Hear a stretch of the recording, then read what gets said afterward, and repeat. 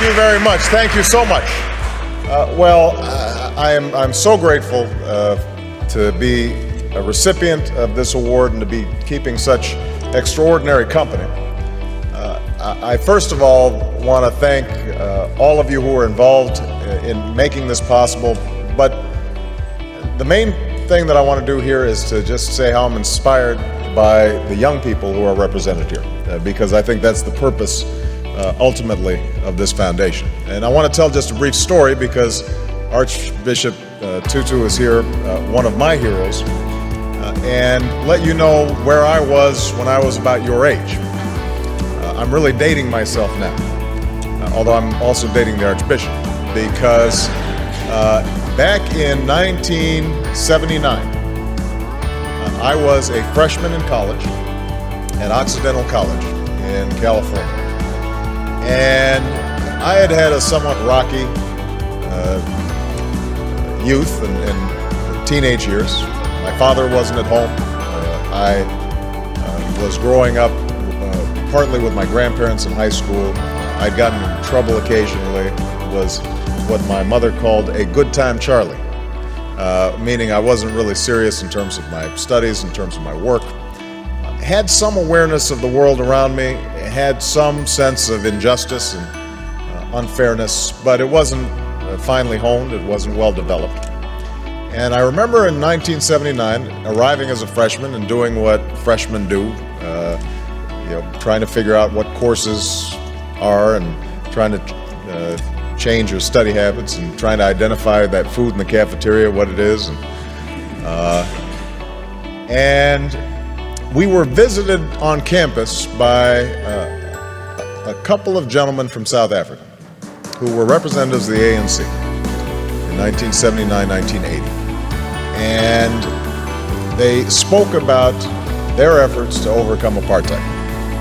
And for about an hour, myself and a group of students listened to these young men who were not much older than we were, describe the extraordinary struggles they were going through, the sacrifices that were being made, people who were enduring jail and torture and beatings because they had a sense that somehow, some way, justice would prevail.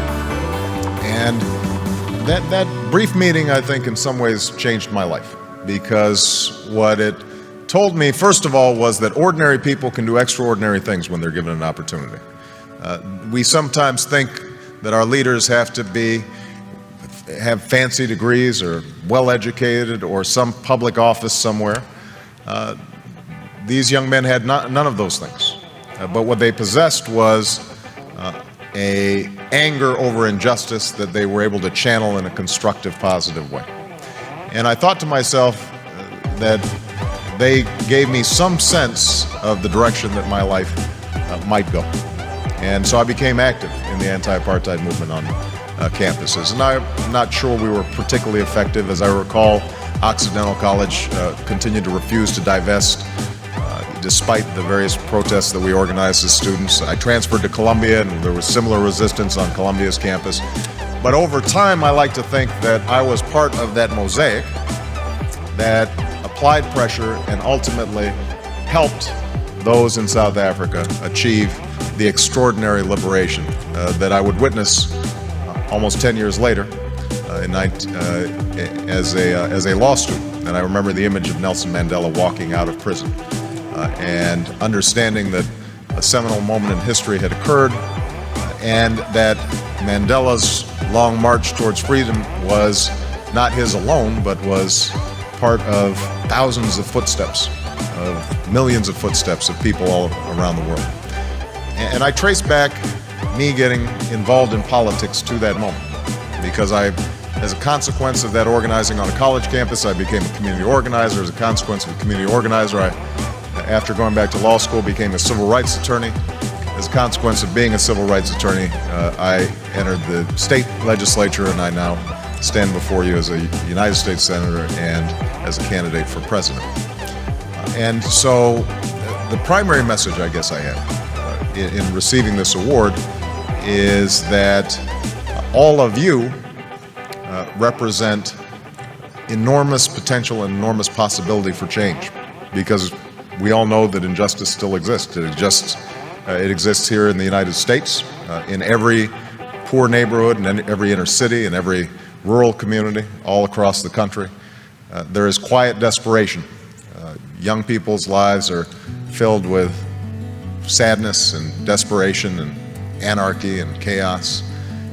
And obviously all around the world, we see those same symptoms of hopelessness made manifest in places like Darfur, places like the Middle East, in places that too often are forgotten about and not written about until they flare up in tragedy. So I hope that all of you who are on the brink of doing extraordinary things decide to channel that talent and that energy and that imagination to figuring out how do you move the process along for a better history. You know, how do you put your shoulder against the wheel and move that boulder up the hill? And I'm absolutely confident that if all of you take up that challenge, the world is waiting for you, ready to be changed.